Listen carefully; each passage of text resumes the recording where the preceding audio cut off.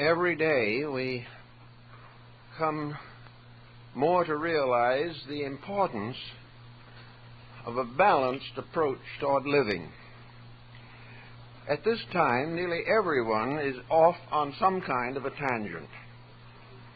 And as a result of having lost central stability, these good people are more or less constantly agitated, worried, frightened, disillusioned, and gradually lose health as well as happiness.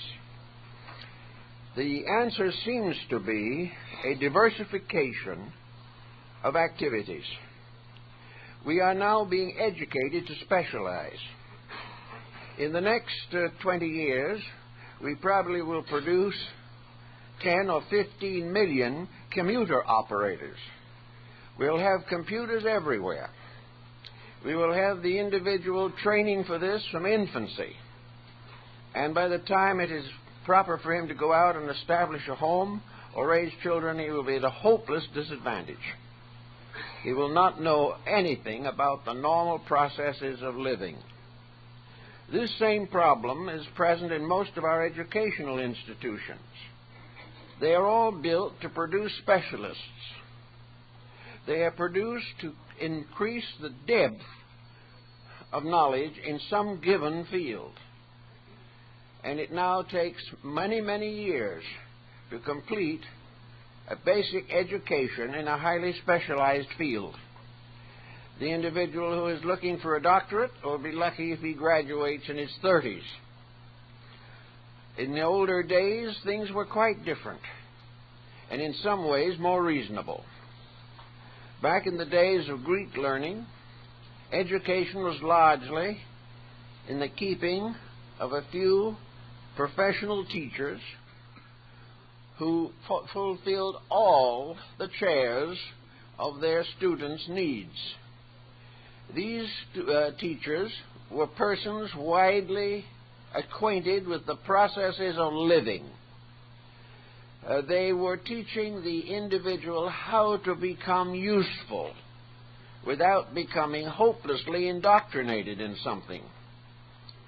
Philosophy was largely the instrument of ancient learning, and philosophy was nearly always grounded in personal experience and demonstrated or proven by its solutional powers. The individual grew up to be a thinker. He did not simply accept the thoughts of others. He did not consider himself educated simply because he had read the approved authors. He was taught from the beginning the emergencies of immediate living. In those older days, institutions were not as complicated as they are now, but problems have been with us since the beginning. And the ancient systems of learning were largely directed at solving problems and producing persons capable of individual existence. This does not mean that these individuals turned against each other or were competitive, but it simply meant that the person, through the development of his faculties, was able to come to useful conclusions about his own needs. Having been presented with a problem, he used the native faculties with which he had been endowed to solve that problem. He was taught to believe in the solutional power of his own judgment. And, in most instances, this solutional power worked until the development of highly specialized scientific techniques. As the fields of knowledge broadened, they became, in a sense, deeper and, in another sense, more shallow. In the case of developing industrial structures, the individual was bound to make a living. He had to follow the approved rules of his time. He had to train himself for a job. This in itself, of course, was a limiting influence.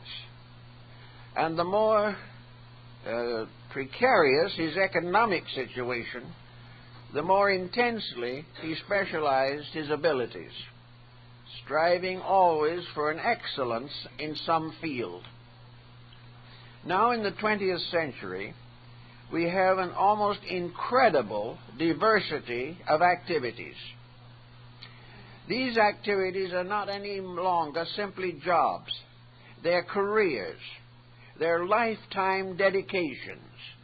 They are devotions based upon the need for financial security. These infinitely diversified activities, however, do not seem to diversify the capacity of the individual to meet problems. He must try to solve his problems in terms of the learning he has received. And a large part of modern learning has nothing to do with solving problems except economic stability. The learning makes the individual fit to earn a living, but does not equip him to learn to live a life. He is deficient in the natural, homely aspects of intelligence, which our forefathers seem to possess in reasonable abundance. So today we have people who sort of live on little islands. These little islands are of many kinds and types. Among the more interesting of these islands, perhaps, is the religious island. Here, individuals belonging to certain beliefs isolate themselves from the beliefs of all other people and settle down to defend their own convictions. To depart from these convictions is heresy, and the person who is brought up in a narrowed religious community is subject to persecution even today for nonconformity. Therefore, in religion, we have a group of people to whom religious matters are supremely important. Now, no one doubts this importance, but we can doubt the attitude of the individuals involved in most instances. The importance of the subject is not primarily sectarian. Religion is not important because it teaches a dogma. Religion is important because it inspires a way of life by which the individual is capable of facing the emergencies of living. If we take, therefore, religion on the level of utility, basic usefulness to man, sectarianism has a tendency to retreat because we find that nearly all religions are useful to the needs of people, and persons of many different beliefs depend heavily upon their spiritual convictions for the courage for daily living. Therefore, the purpose of religion primarily is to give us a new sense of value by which we can live more constructively and have greater incentives to integrity. Now, in the actual course of religious growth, we also find another important peculiarity which we need to consider.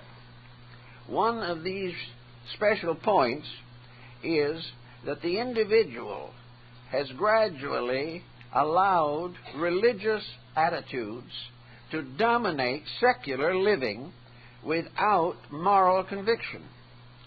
For example, the point we want to make is that the person constantly thinking about religion, reading about it, allowing it to completely dominate his life, often neglects the very use for which religion was intended. He becomes absorbed in doctrines. He becomes so completely immersed in certain religious attitudes that he loses track of other values in life that are very important also. Christ said to render unto Caesar the things that are Caesar's, and unto God the things that are his. Many religious people today simply deny Caesar. They render nothing to him. They make no serious effort to adjust to problems of daily living. Others must come to them. They will not go out and join in any general, practical, spiritual procedures. If this happens, then religion, instead of being an ever-present help, becomes a menace to the integrity of the person. If he would have the virtues of faith without becoming obsessed by the techniques of theology, he would be much happier, wiser, better, and more useful to society. But if he allows religion to paralyze his natural integrities and to force him into a position in which he can naturally mingle only with his own believers, who will not modify his position to meet the emergencies of the day, but continues in a dogged adherence to something which he probably does not even understand. If he takes this attitude, he is in trouble. Now, on the other end of the scale, we take the scientific thinker. Here is a person who has a commitment that is just as devout, just as emotional, and perhaps even more intense than many religious devotions. To the scientific mind, the exploration of the unknown has become practically an obsession. He must advance knowledge at all cost. But the problem he constantly faces is that the knowledge he most needs eludes him.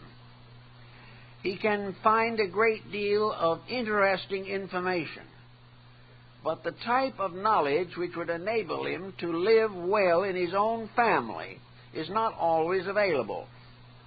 He becomes addicted to a great project. He becomes a crusader, trying to expand the knowledge which we possess and broaden the horizons of our understanding. But actually, he is working largely with an abstract situation, and he will go down to his grave with all others without having solved the reason for his own existence. He is not able to allow his natural devotional instincts to have a proper play. He becomes, in a sense, possessed by the tremendous adventure of learning, and therefore does not pause long enough to make learning a value in his daily existence. Again, the only real value he gains is perhaps a more substantial income from his scientific attainments. As a person, he does not grow very much because he is locked in an attitude. Now, most people do not become quite that much locked. And the common citizen, the average person that we all meet, know, and mingle with, is not as intense as this in his allegiances. But he also can be a desert island in the community where he lives. He can be without the necessary instruments of understanding to be a useful, cooperative, constructive citizen. These things he has to take into very serious consideration.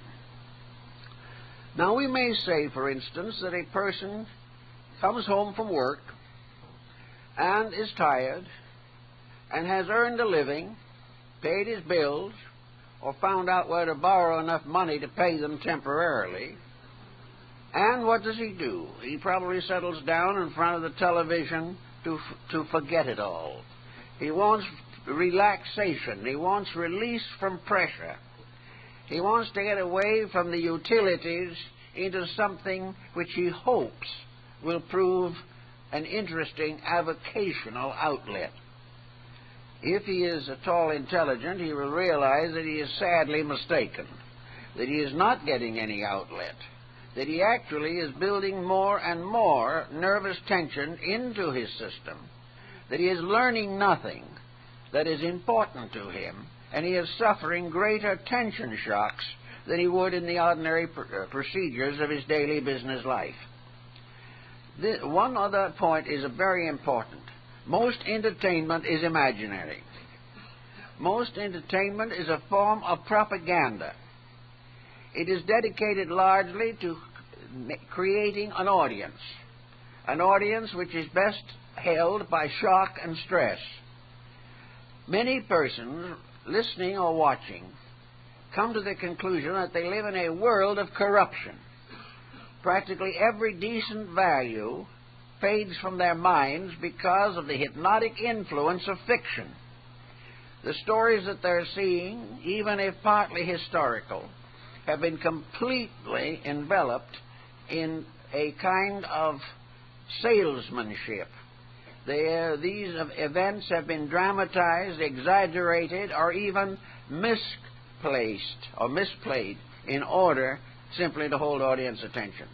So the person getting through with this type of entertainment probably loses what little confidence he might otherwise have in the society to which he belongs. He becomes more and more impressed with the realization that he lives in a corrupt society and for his own ideals have little hope fulfillment. Actually, he's in the same position when he starts to read. If he reads the popular books of the day, he is further disillusioned. If he listens to commentaries on news, he loses faith in everything, including himself. Gradually, he falls into a kind of miasma. He is in a quicksand of popular abuse of media. And in this condition, he is more and more depressed, more and more certain that the world in which he lives has no appreciation or value, and he might as well join the others and commit whatever crimes are essential to material success. All of this shows lack of personal integration. The individual is not controlling his own life. He is a mass of defense and escape mechanisms. He is not using the faculties with which he has been endowed. He is not ruling his own life. He lacks the strength and stamina to lead his own conduct in the directions it should go. Now, one thing that will help this a great deal is for the person to enlarge or broaden his fields of association with society. It is useless for him to make the fundamental mistake of looking for people who agree with him. He would like to have all his friends think the same way that he does. If this happens, he will then be making the same mistakes that they make, and they will be perpetuating his mistakes. He will look at the friends who agree with him, and he may find they have broken homes, broken health, losing their jobs, and in debt most of their lives. But they agree with him on some point. Therefore, they are his friends. What he should be looking for is persons who are living well with different points of view. We are so involved in the idea that we are always right and that other people must agree with us that we do not look at the people who we think do agree with us. If we did, we would find they are not any better off than we are. In fact, they indicate very often the difficulties that are going to soon come to us because of our attitudes. So it's very necessary to get accustomed to looking at other people with other points of view. If you are a businessman and are hard at work in some capacity of making a living, perhaps you should take up music. Or perhaps you should go to a craft school and study pottery making. Or perhaps go in and study some type of creative artistry or craft, simply to meet people who have different points of view. It may be that to you a certain position in your corporation is your goal, but you should meet people who have other goals, who do not work in this direction at all. Some people are perfectly happy if they can produce a good dinner. Others will not be for a moment happy unless they are vice presidents of a corporation. Get into knowing people whose attitudes have their own fulfillments that are different from ours. The more different attitudes we are able to understand, the broader our own foundations will become. We will have more contact with real life. and we will gradually recognize the importance of diversifying activity. Diversification does not mean wasting time. It does not mean simply recreating. It means the spreading of our mental capacities over a larger area of expression, so that we can think better on more subjects, that we can understand why other people have their dedications, and we will begin to respect other people, instead of regarding everyone who differs from us as more or less moronic. We cannot afford just simply to stand out and criticize what other people believe. What we must try to do is find out why they believe what they do, and try to share in some of the beliefs that are important to them. We cannot really grow until we develop the power to tolerate differences of opinion. We must enjoy the right to our own convictions, but these convictions should be tested and tried by comparison with other convictions to see whether really we have the best approach to the subject under consideration. So we like to think of the importance of the average person becoming widely acquainted with many fields of activity, which will bring with them many friendships, contacts, outlets, which are progressive, constructive, and useful. Instead of sitting in front of some television constantly, it would be far better to become more involved in social activities in the community. It would be more important to work with various groups that are planning improvements in living and thought, various ways of finding new creative expressions, particularly in the areas of the retired citizen. The retired person must begin to depend more and more upon his own innate accomplishments. He cannot depend so heavily upon his outside social contacts, but he should have abilities that are within himself. No human being in this world shall die of boredom. If he is approaching that condition, it is because of a serious failure in himself. Up to the very last moments of useful living, there are things to learn, things to know, things to do. And these broaden and stretch the uses of the mind. We have a great deal of brain fag these days. A mind that is forced to think on the same subject all the time, or is confronted with similar problems continuously, and is unable to cope with them. This mind gradually becomes exhausted. It may lead into some very unfortunate or dangerous habit, as alcoholism. It may cause the person to give up in despair, when with just a little common sense and he would be on his feet and doing well. This problem makes it very valuable, very necessary for us to use the mind with a full understanding of what a mind is. So let's think for a moment, what is a mind?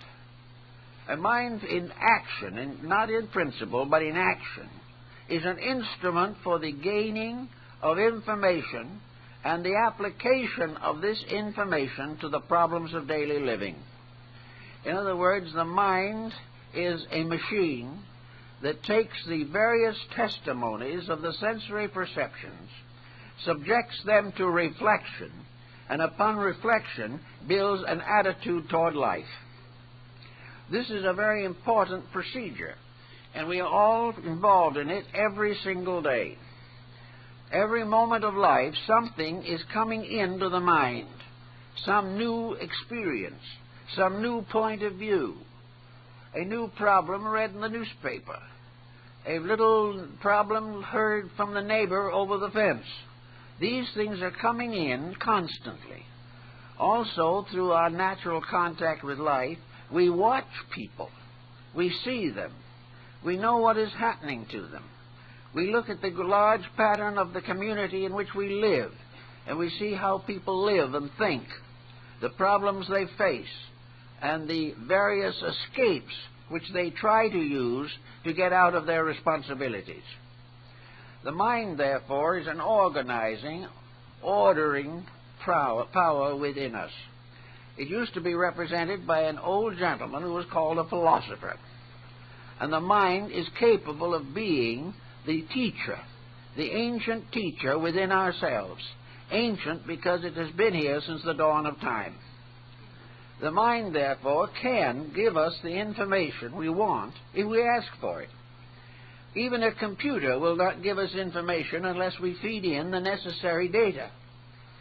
The mind cannot give us the proper answer unless we feed into the mind the various types of evidence which we wish it to consider and organize. The mind is capable of a tremendous diversity of activities. The average human mind is capable of being organized into more than 40 distinct careers. Now, only one or two of those will ever be used. But the mind can make us see or do almost anything that we really become interested in. They say that Leonardo da Vinci mastered 60 arts and sciences. That might be a slight exaggeration, I don't know. But anyway, he did very well. He proved conclusively that the mind can think more thoughts than the average person ever demands from it. That instead of the mind simply being something to fulfill the notion of the moment, it can provide us with proofs and disproofs on almost any subject. It can give us the stamina to attack a difficult field of research. It can give us the patience to face a definitely difficult domestic situation. In every field of life, the mind is not only able to face situations, create some types of solutions, and also it is able to contemplate the consequences of its own decisions. The mind can show us because it can understand and accept the fact that it may have made a mistake itself. That the mind has led us into something that was going to be disastrous. But it is also capable of realizing this and immediately setting to work to correct the mistake. The mind, having this tremendous potential, was evidently given to us because we were not supposed to be one-track people.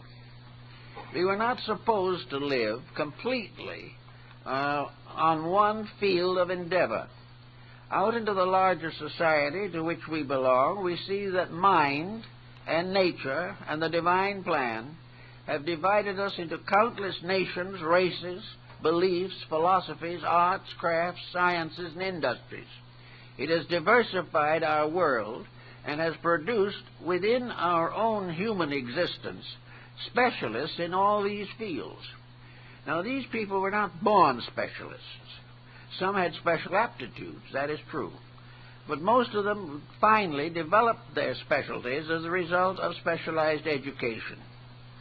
Now, specialized education today is, it seems to me, a rather faulty institution. I do not believe that the average institution of education is doing the things that are best for the mind of the students. They are bound totally to the economic potentials. They want to produce graduates who can get a job.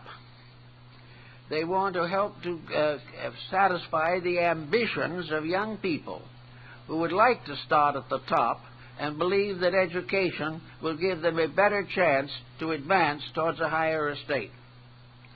The schools, therefore, sacrifice cheerfully the possibility of the individual becoming a well-matured thinker. Instead of producing thinkers, they are gradually producing mechanized intellects that are tied to certain definite patterns from which they find difficulty in escaping. This situation cannot always be rectified. It probably will not be entirely solved until the individual who has been prepared for one of these careers gets out into life and tries to live according to what he has learned. He then may discover that he can't live with the learning that he has, that the learning that he has may keep him employed, would destroy everything else in his life. And this is not a valuable pattern upon which to build careers.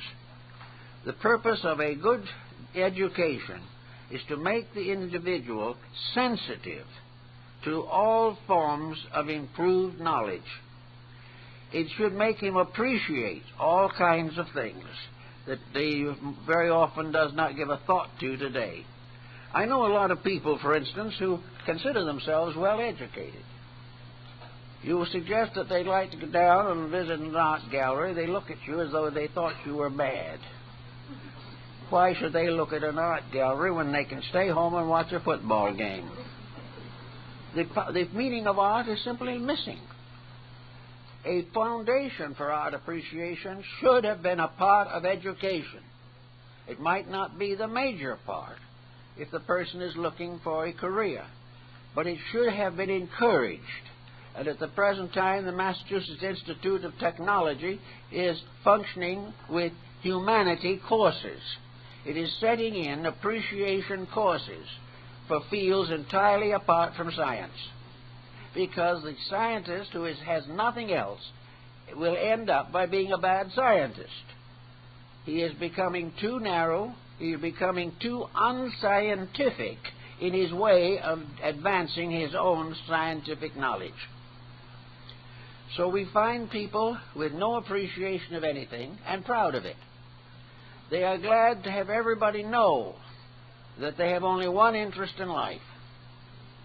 They feel that this is a sign that they are serious, dedicated individuals with every intention of getting ahead. Usually, instead of accomplishing their end, they develop serious ailments involving especially mental, nervous, and cardiac ailments. The human being was meant to be a universal creature.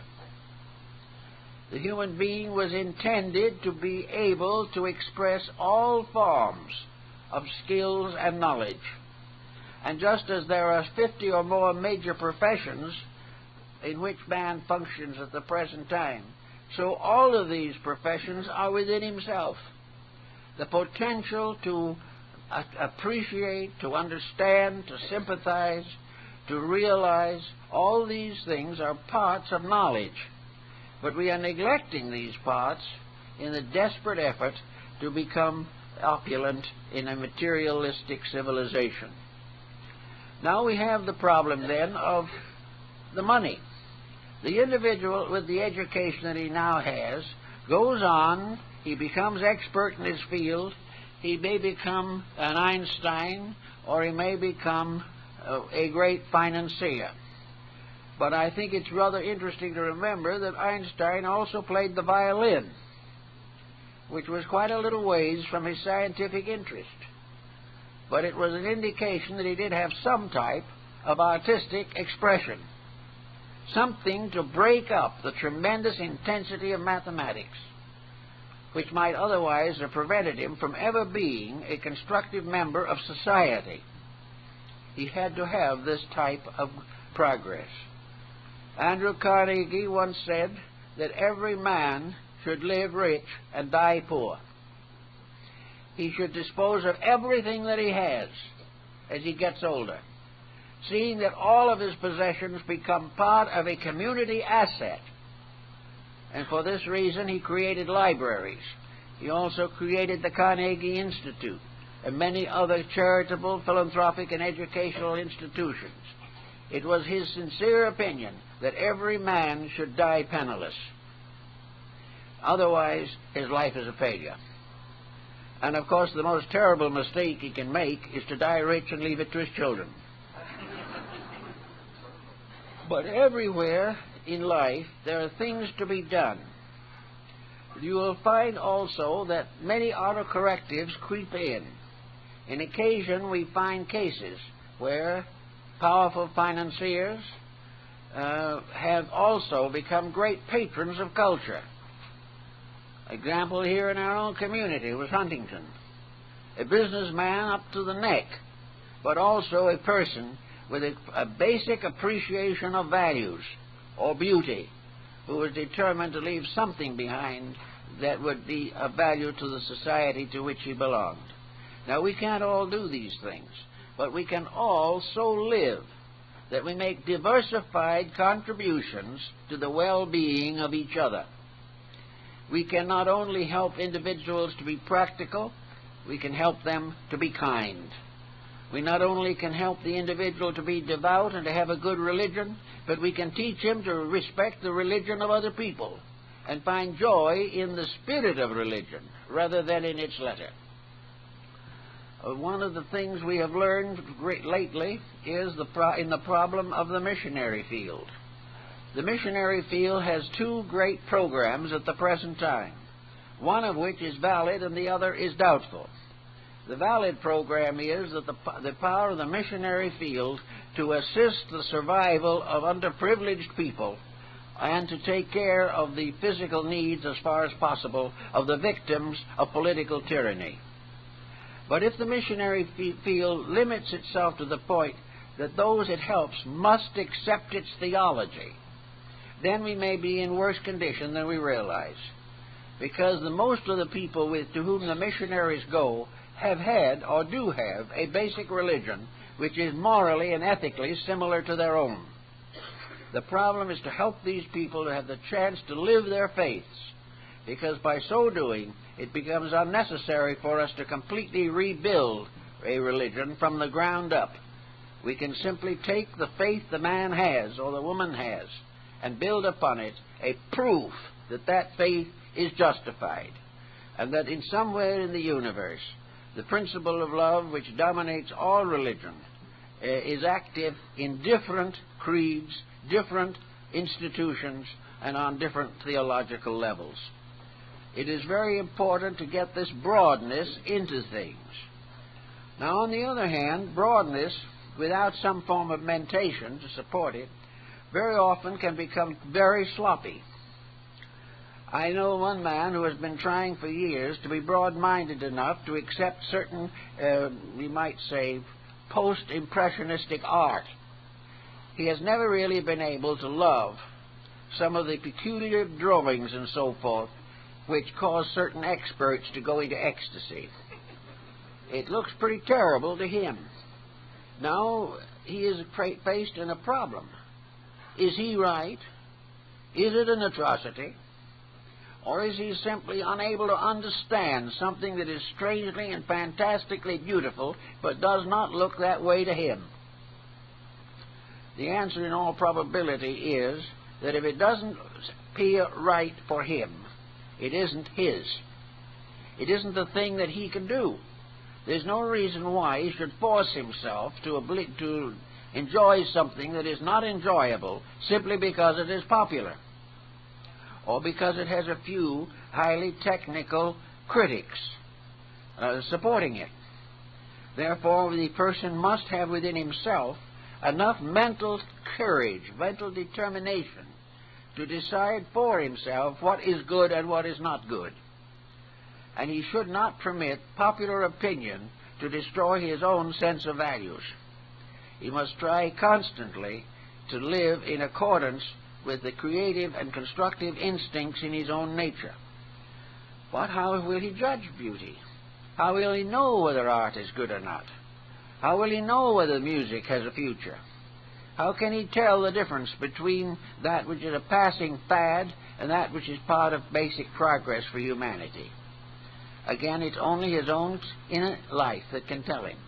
And the only way that that inner life can tell him is that while he has been a businessman or a merchant, or while he has been an electronic engineer or a computer operator, he has also given attention to the arts, that he is aware of what is good art and what he enjoys.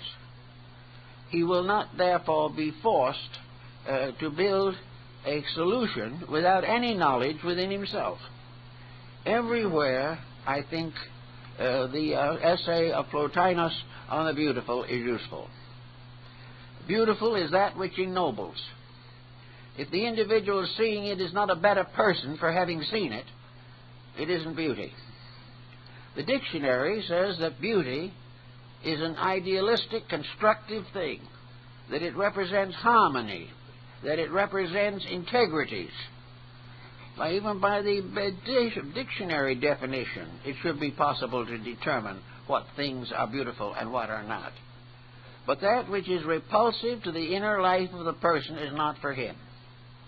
Now his neighbor may say that what he does not like, his neighbor will like. And his neighbor will go on to expound on the marvels and wonders of this thing which we do not appreciate. We listen. We think about it. We try to see if there's some value in it that we've overlooked. Then we consider the person whose opinion we have just heard. On what does he base his opinion? Is it because of beauty within himself, or is it because he's read a very good review on the subject and feels that the reviewer must be right and that he must change his own attitudes to meet the popular opinion? If it's this last, he's wrong. We have the right to judge all of these factors, but to judge them, we have to have acquaintance with them. We have to use some of the side time that we are now largely wasting trying to find out the values we need for daily living. We're not going to get them by the processes now popularly used. We're just going to get worse and worse and worse. In order, therefore, to really make something out of the problem, we have to realize that integrities are moral, emotional, mental, physical, that the individual who is living by a poor code is also endangering his health and depriving his mind of the proper incentives for growth. We must try, then, to find out how to really educate the mind. Well, according to Lord Bacon, there are three instruments of knowledge. One is tradition, one is experience, and one is experimentation. Now, a lot of people today are denying the validity of tradition. They say that if it's old, it's no good. This is entirely wrong, and much as to say that a person over 60 is worthless. Tradition is valuable. Tradition is the only way in which we can take advantage of the world's knowledge and not be forced to live from the beginning of it with each generation.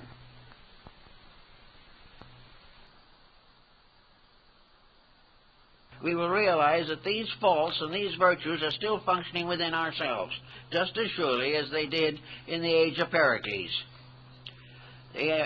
Tradition, therefore, tells us a little about how a life should be lived. It tells us whom we respect. After several thousands of years, who do we remember out of the past? For whom do we have gratitude and appreciation? Whom do we regard as universal benefactors? And we will generally find that we will honor those most who gave us the greatest internal securities, who gave us the greatest dreams, the most beautiful and wonderful hopes and aspirations, and also who gave us codes which have lived and still continue to exert a powerful force, and that these codes are not obsolete. And when we say the code is no good, we really mean the people haven't lived it. It is not the belief that is wrong, it's the person who fails to use that belief. And if a generation turns away from traditional knowledge and gets into difficulties, this does not mean that traditional knowledge is wrong. Nothing that is true is wrong. Nothing that is useful truly to the unfoldment of the human being can be rejected. The second point of the problem is experience. It was said not long ago by one individual that when you are working with a stubborn person, do not try to convert him, or leave him alone, and let his own mistakes convert him. You can't talk him into doing something he doesn't intend to do. Let him do it. If he's wrong, he's going to find out himself, and nothing can prevent it. So experience is the continuous application of convictions to conduct. It is the continuing effort of the individual to find out the best ways of doing things. Experience tells him what he can do. Experience will tell the doctor how to teach a patient better manners and better ethics. Experience will teach the mother how to give greater discipline and proper leadership to her children. Gradually, experience tells us how to stay well, how to stay happy, and how to remain useful throughout the entire span of existence. Only experience. And when our conduct does not produce an experience effect that is commendable, then the time has come to give it more consideration. Now, all experience teaches us that the wiser and better and more intelligent we are, the greater our chances of security. Experience also teaches us that many fabled beliefs and many ideas that have been popular will not work. Experience is always the final proof of the pudding, which is the eating.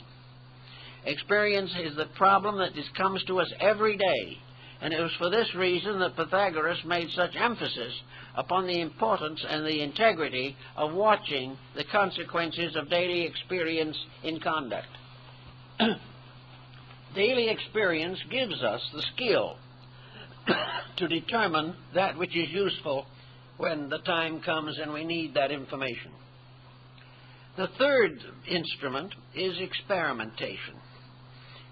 Once we do a thing and it works, this may or may not be conclusive evidence. But if a series of actions always will produce the same result, or a series of experiments in a laboratory will always come out to the same effect, then we may say that we have discovered a fact. And facts are rare things, not easy to discover. But wherever experimentation justifies, opinion must be changed. We cannot live by opinions. We cannot be happy with opinions. A wrong opinion will always undermine and destroy us in the end. We may think for a time that we have something wonderful, but if it is not supported by experience, if it is not proven by experiment, and if it is not justified by the traditions of the race, we are liable to be in serious trouble. Now, in the form of learning, what is the best learning at the moment that we can think of? Well, I suppose it is the kind that we have in short supply at the present time, and that is philosophy. Philosophy was the guide of antiquity. Science is the guide of the modern world. Philosophy, however, is a bridge. The purpose of philosophy is not to justify itself. It is to reconcile man's spiritual and material needs. It is to bring the superior and the inferior into harmony. Philosophy proves or justifies religion and produces various distinct and definite media for the expression of integrities. Philosophy, therefore, helps the individual to live according to the best part of his own life. One of the Greek philosophers was once asked by a father what the advantage would be if his son went to study with a philosopher. And the philosopher replied, well, if you do that, if you do let your son study with a really learned man, there will be an unusual change in the boy. For instance, when you go to the Circus Maximus to see the games, if your son has been taught by a philosopher, he will not be one stone sitting on another. Which meant really, of course, that the stone benches, that the boy, without knowledge, without wisdom, without insight, was little better than a rock. So philosophy has as its purpose to demonstrate the values of life, to help the individual to live a good life. Everyone must have some kind of a philosophy. Atheism is some kind of a philosophy. It is something by which the individual receives the incentives to a certain area of conduct. Enlightened philosophy is that which impels the individual to live as nearly as he can in harmony with the essential demonstrable truths of life. And this we have very great need of today. We need more people who have a more or less philosophic background, one in which they have found benefit from experience, So the next thing is to take a good look at the experiences in your own life. If you can remember back to early childhood, you can begin to estimate the effects of things that happened to you. Maybe when you were 5 or 6 years old, something happened that you didn't understand. Something hurt you. Something injured you in one way or another. Now, from a standpoint of maturity, you can estimate the significance of that.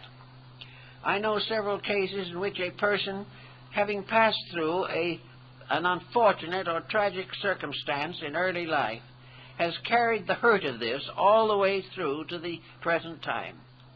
They have always rejected something because it reminded them of the hurt. They have always held a grudge against a line of life, a race, a nation, or an environment, simply because they suffered there. Time and time again, prejudice arises from an experience that has not been assimilated or has not been transmuted. We must all transmute experience into soul power. We must all try to find ways to prevent things that have happened to us from distorting our attitudes toward life in general. We must do everything possible to overcome an animosity, to get rid of a jealousy, to sublimate a hatred. We must realize that every destructive attitude which we continue to hold will ultimately destroy us. Now, it may be that of our own thinking, we can overlook this. We can say, after all, it all happened long ago, the persons involved are dead, and why should we continue to worry about them? But if the prejudice has already been locked in the subconscious, it will not die with the person with whom it was associated. It will continue to live. It will be a ghost in our own lives until, by a personal and conscious action of the will, we remove it. Now, we can say, how do we remove a grievance? After all, you can say it's not there and it's still there. You can pray to be delivered from it, and chances are you won't be. You will say, I forgive the individual, but you don't really. The grievance sticks because it has become part of the subconscious mind. Also, it sticks because we have no way of forgetting it. If we could forget the past, we would find certain experiences would fade away. But unfortunately, we would be further impoverished. It is not the experience that is forgotten, but the experience that is understood that is important. So what do we have to get out of our grievance? The only way out of the grievance is to transmute it into experience growth. The only way we can get over a grievance is to find out what it taught us and be grateful for the lesson. If it didn't teach us anything, then it has been a failure on our own part. If we can say, I don't see any good I ever got from this misfortune, then you have to look further, because you have had some good. You have had some good even if it took 50 years to come around, because perhaps this day, when you for the first time question the grievance, this is the beginning of the good. But gradually, and with a little experience, we can discover in most instances that we were party to the misfortunes that have afflicted us. Our own attitudes were wrong. We tried to do something that wasn't strictly ethical. We tried to take advantage of someone else. We depended on someone else for things we should have done ourselves. And gradually, little by little, we become a party to the problem that hurt us. I know there are a good many cases in which, for example, marriages have gone sour. And after it's all over, the individual could do nothing but complain against the marriage partner. Impossible person. Oh, no one knows what I've been through with that person. Oh, it is unbelievable. And then at the very end comes a cute line. Well, of course, I really didn't love him in the first place. This was the answer. But the fact that this was the real answer doesn't always show up. And we have to work for it. We have to dig into ourselves and find the answers. we have to realize our own part in the misfortunes that have faced us, or that we have faced. And by so doing, we gradually come to learn to use the mind. We use it constructively, and we transmute disasters into opportunities for personal growth. And we learn from mistakes, and we learn how all kinds of strange prejudices and pressures within ourselves affect conduct. If we live in a little world of business and television, we'll never find these things. We have to begin to look further, to go out into the larger sphere of knowledge. We have to learn to watch other people and see how they are affected by their own conduct. And we have to realize that we are also people. And when we see someone in trouble for a certain attitude, we can say to ourselves, do I have that attitude also? Or am I headed in for a disillusionment? So by degrees, we gain all these attitude changes. Now, there's another point, however, that we should also carefully remember. And this is one of the most difficult sometimes to get around to. And that is that in our effort to improve ourselves, we must not stew in our own juice. We must not become constantly self-centered. We must not, under any condition, devote our whole life to trying to understand ourselves. It becomes too burdensome, and for the most part, we don't have the working tools to make a successful job of it. So in problems where it becomes obvious that we need ventilation, the best answer to this is to get into new activities, get away from self, get our minds off of what we think about ourselves, and become more and more concerned with basic evidences of self-improvement. Therefore, it is very good to have these avocational outlets, which will permit us to take the pressure of our own constant involvement in our own attitudes. So we can say that each person should have at least one or two significant, meaningful, useful avocational outlets. They should do something, create something. If they are in business, then the outlet should be creative, because it must compensate for that which is a more or less sterile daily burden.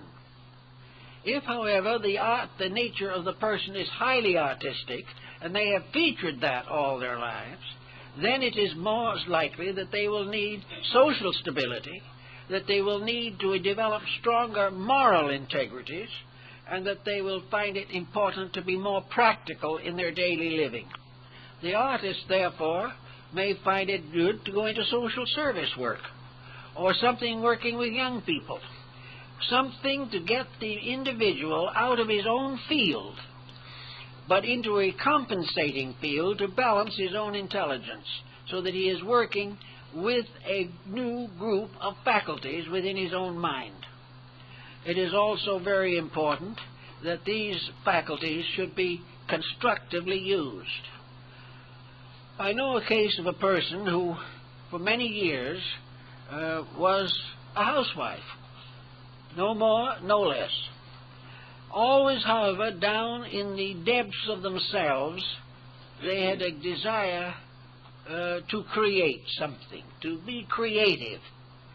When the children grew up and fortunate financial situations made it possible, this individual went strongly into art and divided their attention between the development of artistic potentials and the direction and guidance of social service projects. The person went on into very advanced years, busy to the very last with things that were meaningful. They had a wonderful time, and at the same time they could still cook a good meal. It didn't destroy the domesticity. Now here's where we have some trouble sometimes. The tendency in professional life is to gradually destroy the family. The individual who is in business and if all the members of the family are employed, the home is the sufferer. Gradually, the development of the personal relationships are damaged. Everyone should be faced throughout life with personal relationships. To escape them entirely or to avoid them because they are uncomfortable is a serious limitation upon growth. We must not only live with ourselves, we must live with other people. And we must live with people we do not entirely agree with. We do not necessarily, however, have to accept unpleasant situations as completely endurable. But we must try, to the best of our abilities, to maintain a balance. What we need to do in substance is to keep our faith in God and our realization of the divine plan of which we are a part. To have this realization of a plan and a planner, a purpose and that which proposes purposes, we have to have a sovereignty of a divine power established in wisdom, love, and strength, upon which we can depend if we are worthy. But that this power will not break its own laws to give us comfort and pleasure when we're wrong. The presence of a divine principle justifies the realization that life is significant and that life is something we shouldn't waste, that life is not fulfilled by simply going to school, raising a family, having a job, and dying. Life is a series of adventures, of experiences, and every moment of life should be lived, not thrown away. Among older people especially, this sort of waiting for the end and making the journey as comfortable as possible is a mistake. These people should be doing things that they have not done, but which should be done. If they have been in business, if they've had various responsibilities, they should go into opposite areas and develop new talents, new abilities, new courage, new interests. And where they do this, they have a wonderful time, because I know many that have done it. This, therefore, is the realization that we are here for a reason. And we are here to prove our own growth, improve ourselves, and contribute to mutual benefit for society. Having decided in our own minds that we're here for a reason, then we each have to decide what the reason is. Now, each person probably has a little different reason for being here. We all are here because of previous activities. We are paying old debts and making new ones. We are going through all kinds of experiences due to faculty specialization in our own mind. Therefore, we have our own reasons for what we do. But there is no just reason for doing nothing. There is no reason by which wasting time can be justified. Time is an opportunity to strengthen either the strength that we have or create new strength where we had weakness. Time is an opportunity to grow, and all growth is measured in time. And to waste time is to waste life. So we try to find ways to make life interesting. And by interesting, we mean that it must have a varied pattern. It must be composed of circumstances which we can look forward to, changes that are benevolent and useful. So to build a plan with a future that is going to be fulfilled to our own contentment and progress, this type of thinking is very valuable. Actually, therefore, in philosophy, we gain the courage to recognize that the divine power within us is going to be rationalized into conduct, and that this power has within itself two tremendous factors. One is the power of life, and the other is the power of death. Wherever life is abused, death is hastened. Wherever life is improved, the probabilities of life being lengthened are good. And those to whom the lengthening of life may not be the final answer will find that self-improvement goes with them beyond the grave. Whatever progress we make is permanent, and builds into our eternal natures. Time we waste is meaningless. It is simply a delaying of the maturing of our own lives. And very few people need that kind of delay. What we've got to do is to correct it. So with philosophy, we begin to understand the reasons for things. We justify right, we prove why it is right. If we say to someone, I believe in kindness, we can say, I believe in it because of the Bible. I believe it because Christ taught us to be kind, or other world teachers have taught us to be kind. But we can also approach it philosophically. We can prove with very little effort that kindness is one of the most powerful assets towards a useful, happy, well-adjusted life. That kindness is not only a spiritual virtue, it is a philosophically demonstrable asset in daily living. Wherever unkindness develops, something is lost. Something is destroyed. Cruelty is a destroyer. And among the cruelties are criticism, condemnation, gossip, and all these destroying things. On the other hand, the kindness factor gives us a tremendous increase of acceptabilities. Our friends will be more happy with us.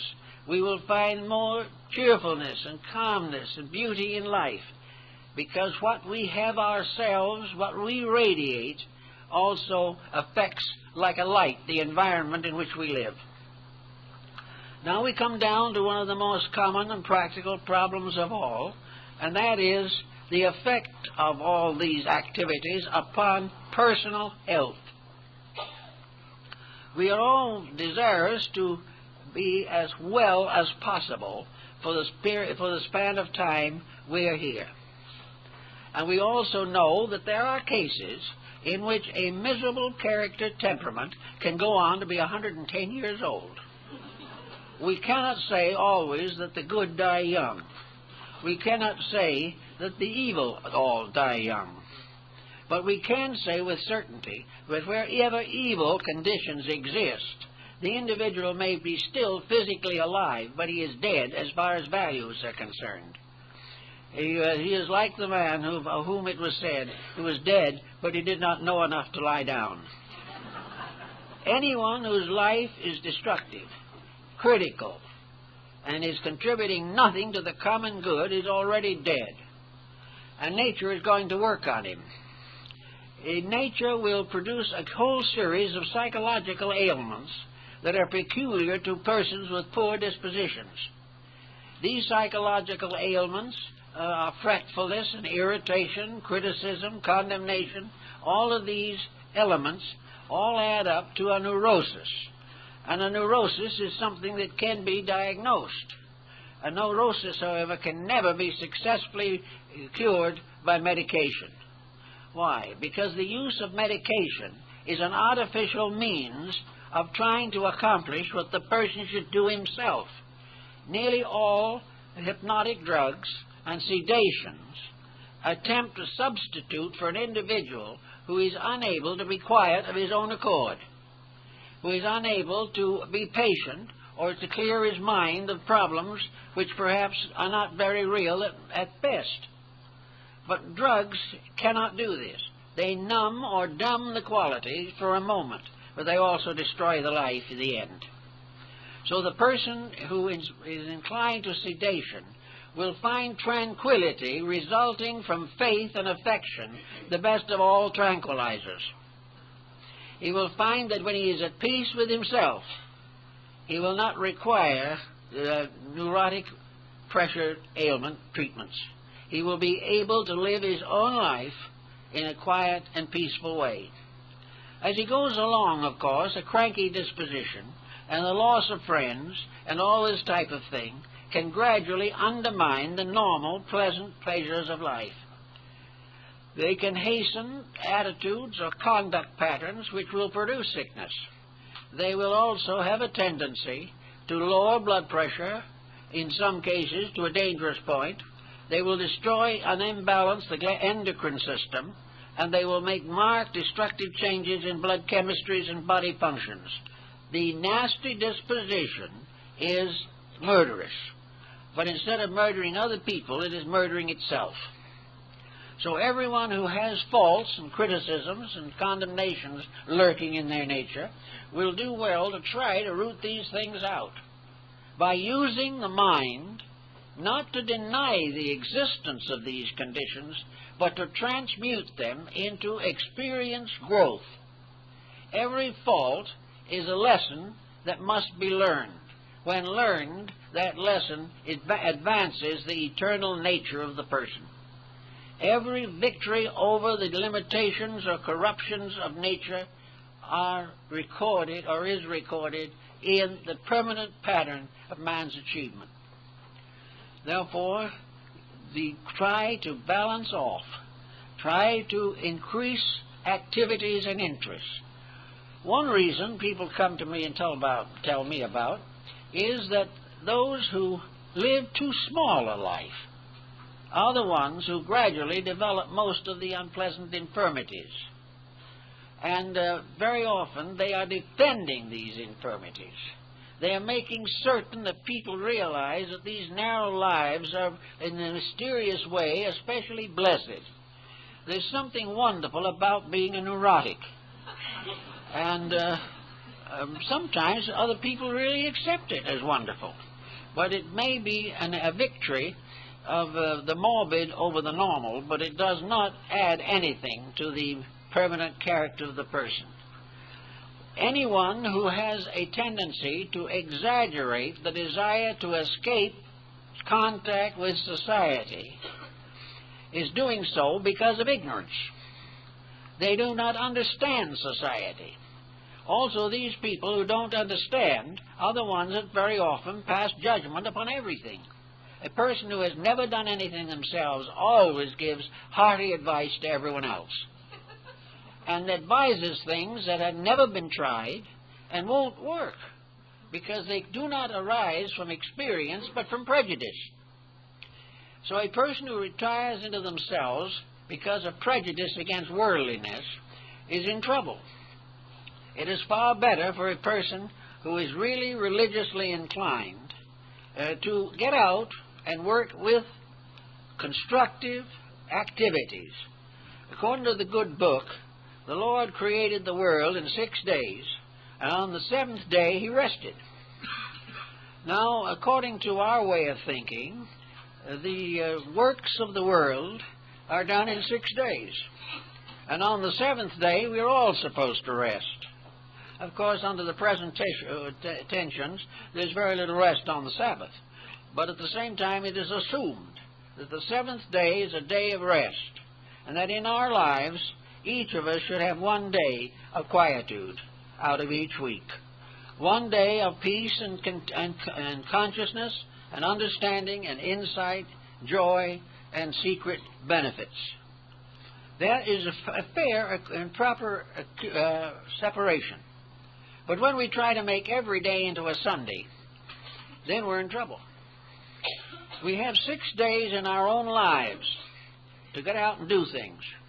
And the seventh day is rest, which really tells us that about 1/7 of our time should be devoted, perhaps, to some type of special religious observance. The other 6/7 should be devoted to living our religion out in the world and doing things.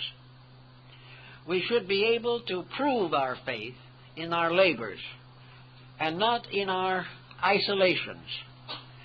I do not find, from experience and from reports that we get every day, that groups of people who try to get away from it all ever get very far.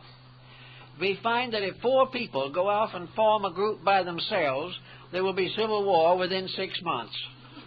People cannot do it. They're not supposed to do it. They are supposed to have a time set apart for religious observance, perhaps a time of quiet peace for self-analysis, and an effort to restore our relationship with the infinite, which we all need. But if this is exaggerated too much and becomes a continuous process, it ultimately means that trying to get in touch with God, we lose touch with ourselves, our world, our society, and our families.